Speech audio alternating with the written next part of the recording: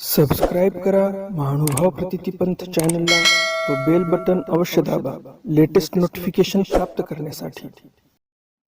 दंडवत प्रणाम। जय श्री कृष्ण।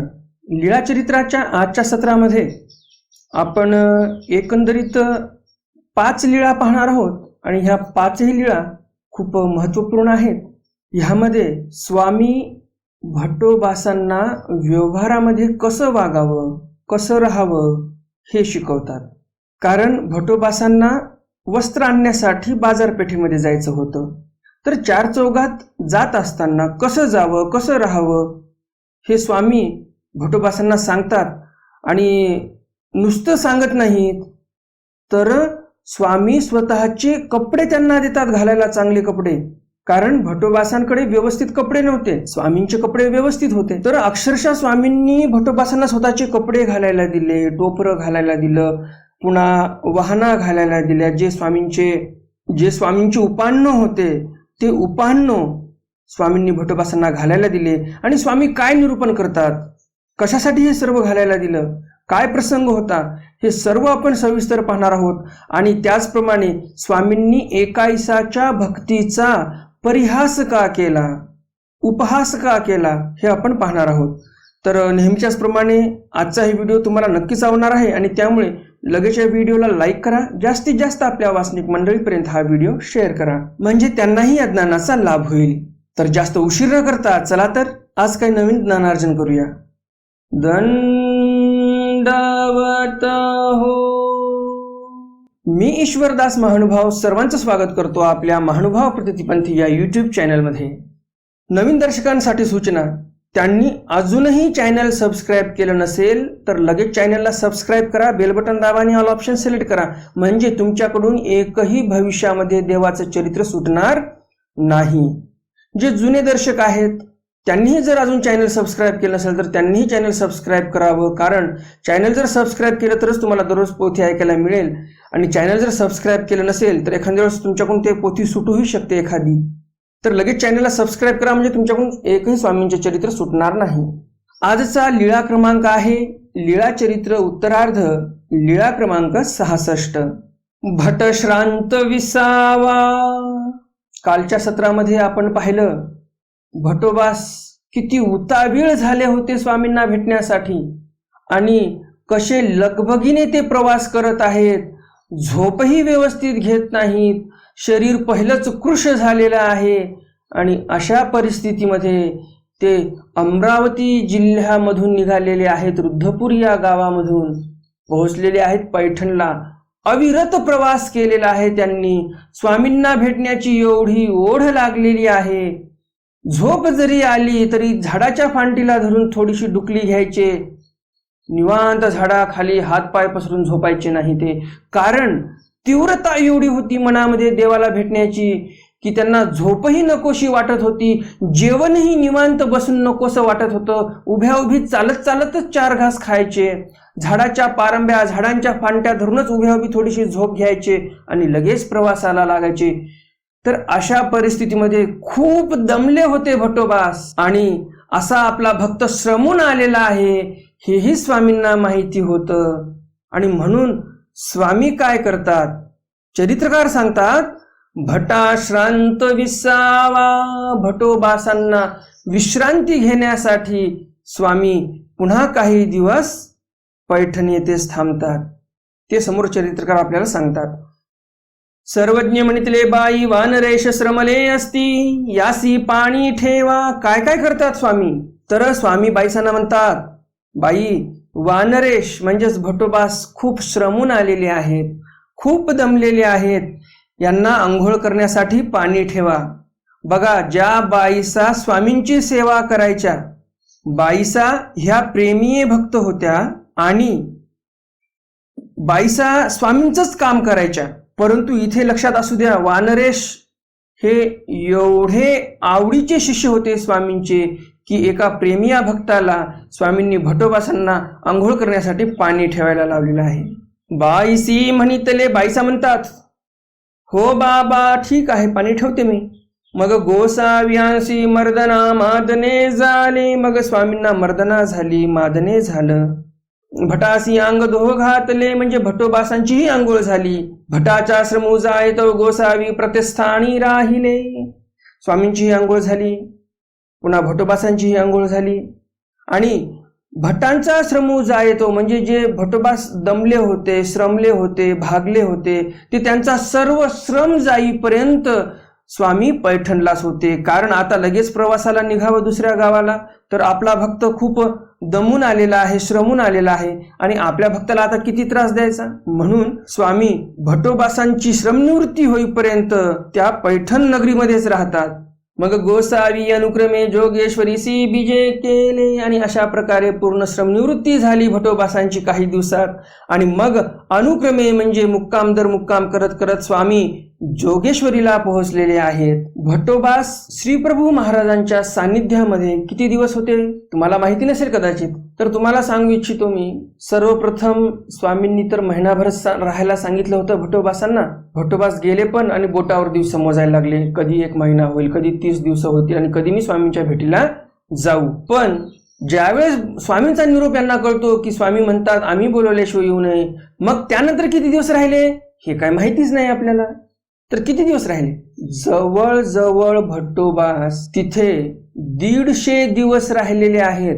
किती दिवस, 150 दिवस. ते 150 दिवस नंतर राहिलेले, आणि त्या अगोदर जवळपास 30 दिवस. तर अशा प्रकारे 180 दिवस भट्टोबास रुद्धपूरला होते. काय दुःख झालं असेल त्यांना. स्वामींच्या सन्निधानामध्ये राहण्याची सवय लागलेली भट्टोबासांना, परंतु स्वामींनी त्यांना 6 महिने दूर ठेवलं. अक्षरशः अंगावर मांस राहिलं नव्हतं. कधी मरेल याची शाश्वती नव्हती. आता मरेल, उद्या मरेल, कधी मरू शकतो अशी परिस्थिती होती. तर अशा प्रकारे भट्टोबास 6 महिने होते.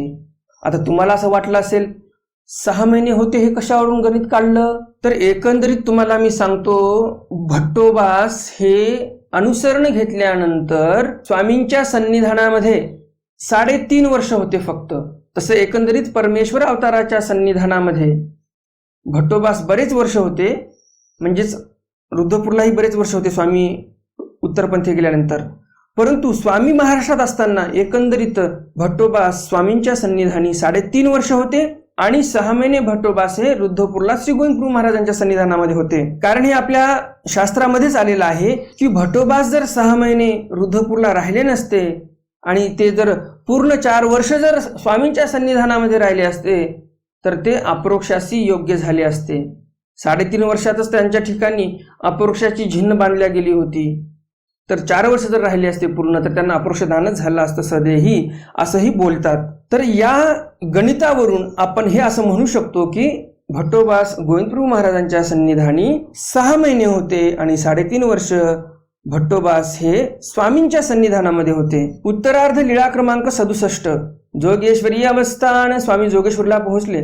मग गोसाव्यासी जोगेश्वरी अवस्थान झाले. उत्तर दक्षिण पट्टी शाळा उतरिले सेवटी. दुसरी आखणाची उत्तरामुख गुंफा केली होती. मग स्वामी जोगेश्वरीला पोहोचले. जोगेश्वरीला राहायला लागलेले आहेत. तिथे उत्तर दक्षिण पट्टी शाळा होती आणि उत्तरील शेवटी म्हणजे उत्तर दिशेच्या शेवटचं टोक पट्टी शाळेचं तिथे दुसरी आखणाची उत्तरामुख गुंफा केली होती. दुसरी आखणाची म्हणजेच काय तर खोलीचा एक भाग. गुंफा म्हणजे काय तर एक खोली.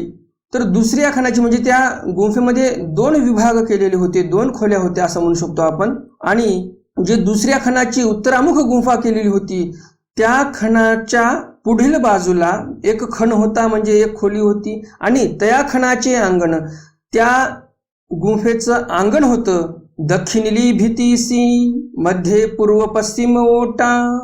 आणि त्या अंगणामध्ये जे दक्षिणील भिंत होती त्या भिंतीच्या एकदम मध्यभागी पूर्व पश्चिम ओटा होता. तेथ गोसाव्यासी अवस्थान झाले. तिथे स्वामींचं अवस्थान झालेलं आहे. उत्तरार्ध लीळा क्रमांक 68. भट्ट पूर्वपटी प्रशंसा. स्वामींनी पूर्वपटाची प्रशंसा केली. पूर्वी जे वस्त्र हातात घेतलं होतं त्याची प्रशंसा केली. भट्टोबास कुठे गेले, कुठून वस्त्र घेतलं आणि स्वामींनी कशामुळे प्रशंसा केली हे सर्व समोर सविस्तर येणारच आहे. गोसावी भट्टोबासा ते प्रतिष्ठाना वस्त्र घेओ पाठविले. स्वामींनी जोगेश्वरीवरून भट्टोबासांना वस्त्र आणण्यासाठी पैठणला पाठवलेलं आहे. गोसावी अंगी टोपरे उपाहन्नो देव आदरिले. स्वामी भटोबासांना अंगी देत होते म्हणजेच सदरा देत होते, टोपरे म्हणजे घालण्याची टोपी देत होते, आणि उपाहन्नो देव आदरिले म्हणजे पायात घालण्याच्या वाहना, उपाहन्नो म्हणजे काय चप्पल, तर तेही स्वामी भटोबासांना देत होते. भटोबासी म्हणितले, भटोबास म्हणतात जीजी गोसावियांचे कैसे नेसावे, स्वामींचं वस्त्र मी कसं काय नेसणार बरं. सर्वज्ञ म्हणितले घ्या व्यवहारू तो व्यवहाराची सिद्धी जाय किंगा. स्वामी म्हणतात अहो घ्या, व्यवहार जो असतो तो व्यवहाराने सिद्धीला जातो. तुम्हाला जर व्यवहार करण्यासाठी मार्केटमध्ये जायचं असेल, बाजारपेठेमध्ये जायचं असेल, तिथे तुम्हाला काही खरेदी विक्री करायची असेल, आता तुम्ही वस्त्र घेण्यासाठी जात आहात, तर तो दुकानदार तुम्हाला चांगले वस्त्र दाखवेल का? जर तुम्ही असेच खराब मळीन कुचिळ वस्त्र जर घालून गेले तर तुम्हाला तो व्यापारी चांगले कपडे दाखवेल का? नाही. तुम्ही जर चांगले वस्त्र प्रावरण करून गेलात तरच तो व्यवहारी जो आहे, जो व्यापारी आहे समोरचा, तरच तो तुम्हाला चांगले वस्त्र दाखवेल, नाही तर कशाला दाखवेल? नाही दाखवणार. आणि म्हणून स्वामी म्हणतात व्यवहार करण्याच्या ठिकाणी व्यवहार करा, व्यवस्थित चांगले कपडे घाला, चांगले व्यवस्थित राहा, आणि चार चौघामध्ये जायचं म्हटल्यानंतर व्यवस्थित राहावंच लागणार आहे. हे स्वामींची शिकवण आहे भटोबासांना. आपण काय काम करायला जात आहोत, पुढचा प्रसंग कसा आहे त्याप्रमाणे आपण राहिलो पाहिजे. साधू संन्यासी का असेना, भटोबास म्हणजे स्वामींच्या ठिकाणी अनुसरलेले होते, तरी पण स्वामी म्हणतात चांगले कपडे घालून जा. तुमच्याकडे चांगले कपडे नाहीत, आम्ही आमचे स्वतःचे चांगले कपडे तुम्हाला देतो, आमचे उपाहन्न तुम्हाला घालायला देतो, चांगलं व्यवस्थित जा.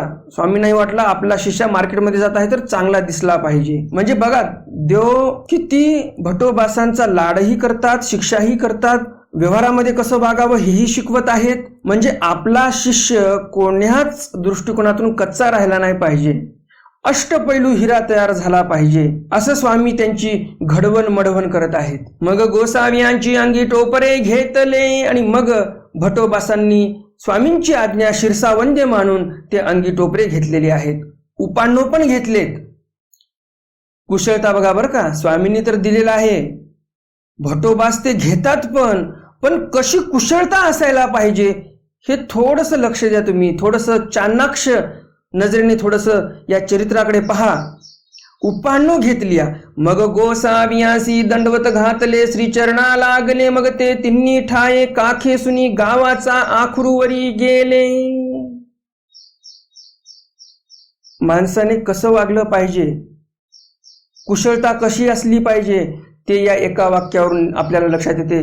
भटोबास काय करतात, उथळ पाण्याला खळखळाट म्हणतात तसं नाही केलं भटोबासांनी, की आता काय देवानीच आपल्याला दिलेलं आहे, चला देवाच्या समोरच आपण सर्व व्यवस्थित कपडे घालू, पायात वाहना घालू आणि निघूया आता, असं नाही केलं भटोबासांनी. काय केलं भटोबासांनी, भटोबासांनी ते जे स्वामींनी दिलेलं टोपरं होतं, ती जी अंगी होती, ते जे उपाहन्न होते, ते सर्व तिन्ही ठाय म्हणजे तिन्ही पण काखेमध्ये घेतले, असे काखेमध्ये धरले, आणि तिथून स्वामींच्या ठिकाणून ते निघून गेलेले आहेत, स्वामींच्या पाया पडून निघून गेले. ते सर्व जे स्वामींनी दिलेलं आहे ते काखेमध्ये धरलं, आणि ज्यावेळेस ते गावाचा आखरू गेले म्हणजेच पैठणच्या जवळजवळ पोहोचले, मग तेथ अंगी टोपरे नेईले, तिथे गेल्यावर मग भटोबासांनी ते जे टोपरं होतं स्वामींचं ते घातलं, स्वामींची अंगी घातली, पायात चांगल्या वाहना घातल्या. स्वामींच्या समोर त्यांनी घातल्या का? नाही घातल्या. उथळ पाण्याला खळखळाट असते तसं भटोबासांचं वागणं नव्हतं.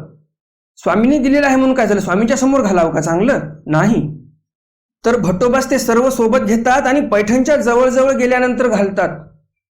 म्हणजे एकतर स्वामींच्या समोर अधिकृती पण नाही होणार, कारण स्वामींच्या समोर चांगले वस्त्र स्वामींचेच घालणं म्हणजे भटोबासांनाही ते पटलं नाही. आणि भटोबास मग आखरापाशी गेल्यावर गावकरी कशाला बोलतात, पैठणचा शिवार जवळ आला, पैठणचे आसपासचे जे शेती शिवार आहे ते लागलेले आहेत, तिथे गेल्यानंतर शेतामध्ये कपडे बदलले त्यांनी, तर याला म्हणतात कुशलता. असे भटोबास कुशल होते म्हणून भटोबासांच्या खांद्यावर स्वामींनी या महानुभाव प्रतितीपंथाची धुरा जी आहे ती खांद्यावर यांच्या दिलेली आहे. आणि म्हणून स्वामी यांना घडवत मडवत आहेत. आणि स्वामींचा हेत काय हे सर्व भटोबास ओळखायचे. तशी धुरा अजून दिलेली नाही, भविष्यामध्ये स्वामी धुरा त्यांच्या खांद्यावर देणारच आहेत. आणि म्हणून मी तसं म्हटलेलं आहे की खांद्यावर धुरा दिली. पायी उपान्नो घातली, या पायात उपान्नो पण घातले, मग हाटामध्ये गेले, बाजारपेठेमध्ये गेले. पहिले जे पासवडी घेत होते ते नावेक घनी विलहन होती, ते सियाळे दिस भटोबासा ते घन घ्यावयाची वासना. तिथे बाजारपेठेमध्ये गेले, पहिलं वस्त्र दाखवलं त्या व्यापाऱ्याने आणि ते वस्त्र कसं होतं तर घनविल्लन होतं. म्हणजे जाड काय नव्हतं, जास्त जाड नव्हतं ते वस्त्र, परंतु जे विणकर केलेलं काम होतं, जे विणलेलं ते वस्त्र होतं की नाही ते एकदम दाट विणलेलं होतं, पातळ वस्त्र नव्हतं, एकदम घट्ट विणलेलं होतं. जाडीला कमी होतं परंतु विणलेलं घट्ट होतं. ते सियाळे दिस भटोबासांना काय वाटलं, थंडीचे दिवस आहेत, स्वामींना जाड वस्त्र घ्यावं प्रावरण करण्यासाठी, कारण थंडीच्या दिवसामध्ये जाड वस्त्र पाहिजे. भटोबासांनी हे नाही पाहिलं की वस्त्र जरी जाड नसलं तरी विणकर दाट आहे, तर भटोबास काय करतात, जाड वस्त्र घेतात. मग आणि सधन पासवडी घेतली, जाड वस्त्र घेतलं. मग गावा बाहेरी आले, मग ते भटोबास गावाच्या बाहेर आले. ते तिन्ही ठाये काखे सुदले, तिन्ही ठाये म्हणजे टोपरं, अंगी आणि पायातील वाहना, त्या सर्व काखेमध्ये घेतल्या त्यांनी. म्हणजे बघा, येताना पण स्वामींच्या समोर नाही आले स्वामींचे वस्त्र घालून, ते जे स्वामींचे कपडे त्यांनी घातले होते ते सर्व कपडे त्यांनी व्यवस्थित घडी केले आणि काखेमध्ये घेतले. पायातील वाहना पण काखेमध्ये धरल्या, सर्व पूर्वीप्रमाणेच केलं त्यांनी. मग गोसाव्यांच्या गावा जोगेश्वरीसी आले, मग जोगेश्वरीला आले. गोसाव्यासी दंडवत घातले, स्वामींना त्यांनी साष्टांग दंडवत घातले, श्रीचरणा लागले. मग गोसाव्या जवळी बैसले, स्वामींजवळ बसले.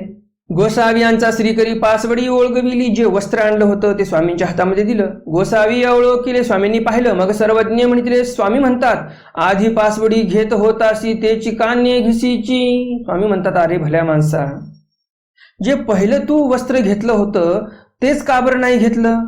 जी जी ते नावेक पातळ देखिले. भटोबास म्हणतात जी जी ते काय एवढं जाड वस्त्र नव्हतं, थोडं मला पातळ वाटलं ते, म्हणून ने घ्यायची, म्हणून मी ते घेतलं नाही. सर्वज्ञ म्हणितले ते निकी होती ते धनविल्हण हे पाखाळी नुतरे. स्वामी म्हणतात अरे तेच वस्त्र चांगलं होतं, ते वस्त्र तुला हातात घेतल्यानंतर पातळ जरी वाटलं परंतु ते घनविल्हण होती, म्हणजे त्याची विणकर जी होती, विणकर काम जे होतं ते एकदम दाट विणलेलं होतं.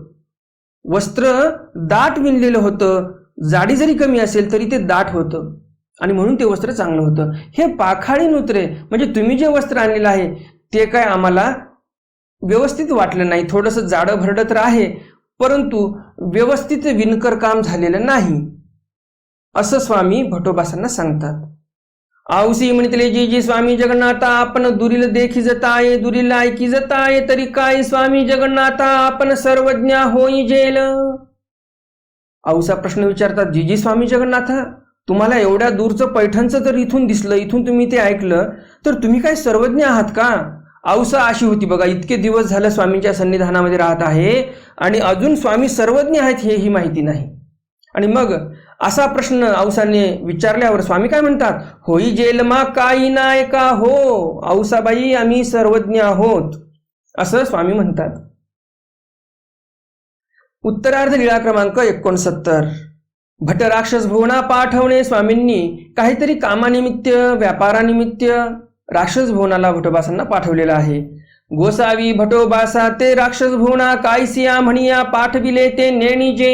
चरित्रकार म्हणतात स्वामींनी भटोबासांना राक्षस भुवनाला तर पाठवलं परंतु काय कामाच्या निमित्तानं पाठवलं हे काय आम्हाला माहिती नाही. ते म्हणे करुणी पांचाळेश्वरावरुणी आले. राक्षस भुवनला जे काही काम होतं ते काम केलं आणि पांचाळेश्वर वरून ते आलेले आहेत. गोसावी असे दंडवत घातले, श्रीचरणा लागले. येऊन स्वामींना ते दंडवत घालतात, पाया पडतात. मग सर्वज्ञ म्हणितले, मग स्वामी म्हणतात काय गा पांचाळेश्वरावरुणी आलासी. स्वामी म्हणतात भट्टो तुम्ही पांचाळेश्वरवरून आलात का. जी जी. भटोबास म्हणतात जी जी हो पांचाळेश्वरावरूनच आलो मी. पांचाळेश्वरासी गेला होतासी. स्वामी म्हणतात मग तुम्ही पांचाळेश्वरला गेला होतात का. नाही जी. भटोबास म्हणतात नाही गेलो. हे होते तेथ जाईजे. स्वामी म्हणतात आम्ही जिथे होतो तिथे तुम्ही गेले पाहिजे. येथीचे असबंधा गेले ते तुले ओटे गोटे आदी करुणी तुम्हा नमस्करणीय किंगा. स्वामी म्हणतात आमच्या संबंधाला जे जे ओटे गोटे संबंधाला गेले येथीच्या संबंधा गेले म्हणजे आमच्या संबंधाला जे ओटे गोटे गेले ते तुमच्यासाठी नमस्करणीय आहेत आणि म्हणून तुम्ही तिथे गेले पाहिजे. आणि म्हणूनच आपण जिथे जिथे स्वामी बसले, उठले, हसले, खेळले, बोलले, जिथे जिथे लीळा केल्या, जे ठिकाण आपल्याला माहिती आहेत, आपण तिथे सर्व महानुभाव पंथीय ते स्थान नमस्कारण्यासाठी जात असतो. तरी त्यामागचं हे कारण आहे, स्वामींनी आपल्याला सांगितलेलं आहे आणि म्हणून आपण तिथे जातो. उत्तरार्ध लीळा क्रमांक 70. एकाई भगत परिहासू. एकाईसाच्या भक्तीचा परिहास केलेला आहे स्वामींनी, म्हणजेच चेष्टा केलेली आहे, विनोद केलेला आहे. गोसाव्यांसी बाहेरल्या पट्टी शाळेवरी आसनासे. पाठभेदाने पाठ सरेयावरी आहे आणि पाठभेदाने पट्टी शाळेवरी आहे, असे दोन्ही शब्द आलेले आहेत. भट्टमुक्ष करून अवघी भक्तजने इटा वाहते असती. भट्टमुक्ष करून सर्व भक्त मंडळी इटा वाहण्याचं काम करत होते. आता तुम्ही थोडं विचार करा, स्वामी एका गावी कधी राहत नव्हते. स्वामींना पक्क घर बांधून इटा मातीचं काम करून घर बांधून काय तिथं राहायचं नव्हतं, तरी पण स्वामी हे असे काम का करायला लावत होते बरं? तर ह्या मागचं कारण असं होतं, हे इटा मातीचं काम करून स्वामी त्या भक्तजनांच्या कर्माचा नाश करून घेत होते. जे काही त्यांचे पापरूप कर्म आहेत त्या सर्वांचा नाश स्वामींच्या सन्निधानामध्ये जर व्यापार केला तर जास्त वेगाने होत असतो. तुम्ही एखाद्या मार्गामध्ये गेला, तिथे जर सेवादास्य केलं तर तुमच्याही कर्माचा नाश होतो. एखाद्या स्थानापतीपाशी गेलात तुम्ही, तिथे काही झाडून पुसून काढलं, तिथेही तुमच्या कर्माचा नाश होतो. परंतु चक्रधर स्वामी सारख्या उभयशक्ती स्वीकार आणि विजोधन वेसनीय अवतारा जर असेल आणि त्या अवताराच्या सन्निधानामध्ये जर तुम्ही सेवादास्य केलं तर खूपच वेगाने त्या भक्तांचा पापरूप कर्माचा नाश होईल. कारण परमेश्वराच्या सन्निधानामध्ये सेवादास्य होत आहे आणि त्यामुळे कर्मनाश होण्याचा वेगही अति तीव्र असणार आहे. गोसाव्या जवळी एकायसे देमायसे असती. स्वामींजवळ एकायसा आणि देमायसा बसलेल्या होत्या. गोसावी देमायसा ते म्हणितले. स्वामी देमायसाला म्हणतात, देमती हे राव होईल तरी तुम्ही काही हो आलं. स्वामी म्हणतात देमतीला, देमती आम्ही जर राजे झालोत तर तुम्ही काय होणार? देमायसी म्हणितले, जी जी मी उचिताचा पायकू होईन. देमती म्हणते, मी उचिताचा पायकू होईन म्हणजे मी अगदी उचित प्रकारे तुमच्या ठिकाणी राहून सेवादास्य करेल. तुम्ही आम्हाला सांगायचं काही काम राहणार नाही. अगदी व्यवस्थित पुढचं काय काम आहे काय नाही न सांगता मी तुमचं काम करेल. सांगकाम्या पाईक नाही होणार मी तुमचा, सांगकाम्या भक्त नाही होणार, सांगकाम्या सेवक नाही होणार, तर मनाने काम करणारा सेवक होईल मी, असं देमायसा म्हणतात. एकायसा ते म्हणितले. एकायसाला स्वामी प्रश्न विचारतात, बाई हे देव होईल तरी तुम्ही काही हो आलं.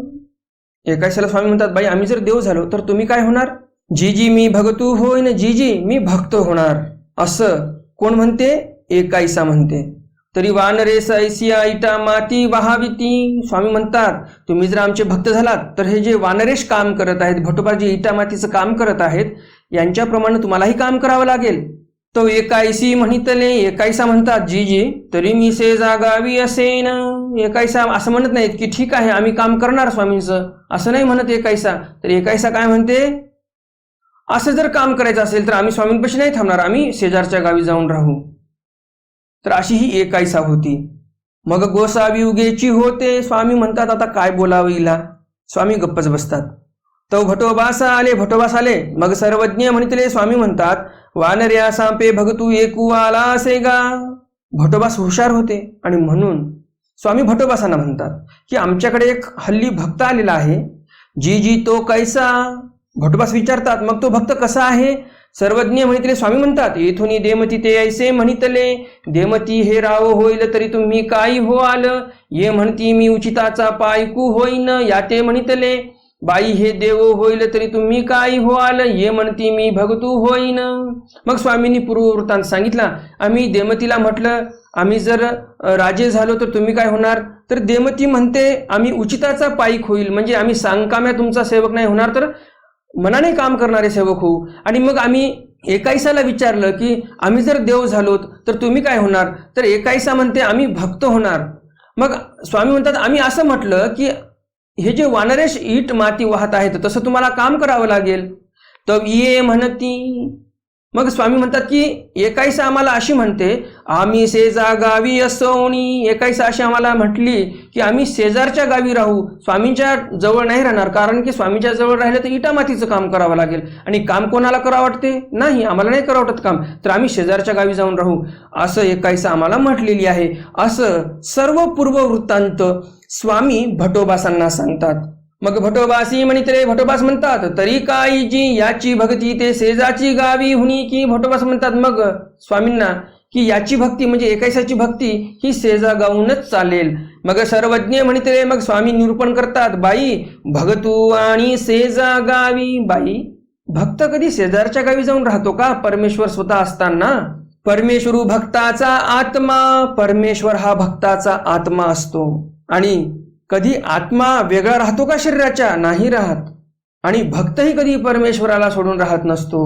कुडीसी आत्म्याविन असणे नाही. स्वामी म्हणतात कुडीसी म्हणजे या शरीराला आत्म्याविन कधी राहणं आहे का? आत्मा जर निघून गेला तर हे शरीर लगेच काही तासामध्ये सडून जाईल, राहू शकत नाही. त्याप्रमाणे भक्त कधीही परमेश्वराशिवाय राहणार नाही, मरून जाईल हा भक्त, परंतु परमेश्वराच्या वेगळा हा भक्त राहू शकत नाही. तैसे भक्तासी परमेश्वरे विनाशने नाही. ज्याप्रमाणे आत्मा निघून गेल्यानंतर कुणी राहत नाही, त्याप्रमाणे भक्त परमेश्वराविना राहू शकत नाही असं स्वामी निरूपण करतात.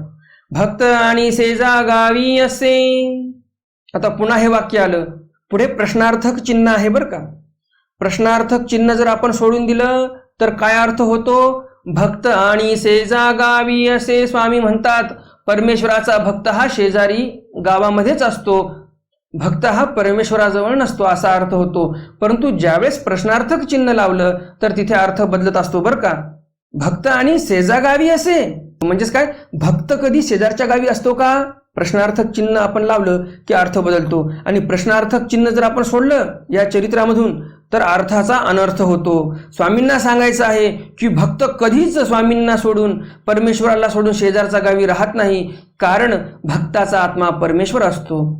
आणि प्रश्नार्थक चिन्ह जर सोडून दिलं तर असा अर्थ होतो की बाई भक्त हा शेजारच्या गावी असतो. तर एवढा भयंकर अर्थाचा अनर्थ होऊन जातो जर आपण छोटंसं काही जर त्याच्यामधलं सोडलं, त्या वाक्यामधलं जे काही प्रश्नार्थक चिन्ह असेल, उद्गारवाचक चिन्ह असेल, जे काही चिन्ह असतील, हे जर चिन्ह आपण सोडले तर अर्थाचा अनर्थ होऊन जात असतो. त्यामुळे आपल्याला चरित्र वाचन करत असताना, अध्ययन करत असताना, श्रवण करत असताना व्यवस्थित ध्यान देऊन श्रवण करावं लागणार आहे, अध्ययन करावं लागणार आहे आणि वाचन करावं लागणार आहे. तर असे बारकावे लक्षात असू द्या, म्हणजे तुम्हालाही कधी ग्रंथ अध्ययन करताना हे कामात येणार आहे.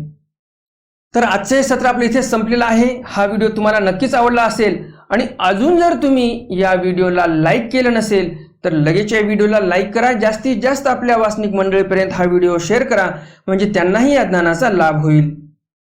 उद्याच्या सत्रामध्ये आपण पाहणार आहोत स्वामींनी इंद्रोपहारी तिवाडी भार्ये फळदान देणे ही लीळा पाहणार आहोत. स्वामींनी मातंगाला मोदक प्रसाद दान दिला हेही लीळा पाहणार आहोत. मंडळिका सेनी नागिनी दर्शन शिक्षा पण खूपच सुंदर लीळा आहे. हे लीळा पाहिल्यानंतर तुम्हाला वाटेल की खरंच नाथोबासारखा भक्त असायला पाहिजे. तथा सेनी वेचिता भेडवणे, स्वामींनी आपल्या भक्ताला भेडवलेलंही आहे. कसं भेडवलं, तो कोणता भक्त होता, हेही आपण उद्याच्या सत्रामध्ये पाहणार आहोत. आणि तुम्हाला असं वाटत असेल की उद्याचा व्हिडिओ, उद्याचं चरित्र तुमच्याकडून सुटू नये तर लगेच चॅनलला सबस्क्राईब करा, बेल बटन दाबा आणि ऑल ऑप्शन सिलेक्ट करा, म्हणजे तुमच्याकडून एकही स्वामींचे चरित्र सुटणार नाही आणि तुम्हाला उद्याचंही सत्र ऐकायला मिळेल. जर तुम्ही चॅनल सबस्क्राईब केलेलं नसेल तर कदाचित उद्याचं सत्र तुम्हाला ऐकायला मिळणारही नाही किंवा मिळूही शकते. परंतु चॅनल जर सबस्क्राईब केलं तर गॅरंटीने तुम्हाला तो व्हिडिओ पाहायला मिळू शकतो. तर भेटूया उद्याच्या सत्रामध्ये स्वामींचे काही नवीन चरित्र जाणून घेण्यासाठी. तोपर्यंत दंडवत प्रणाम. जय श्री कृष्ण. दंडवत हो.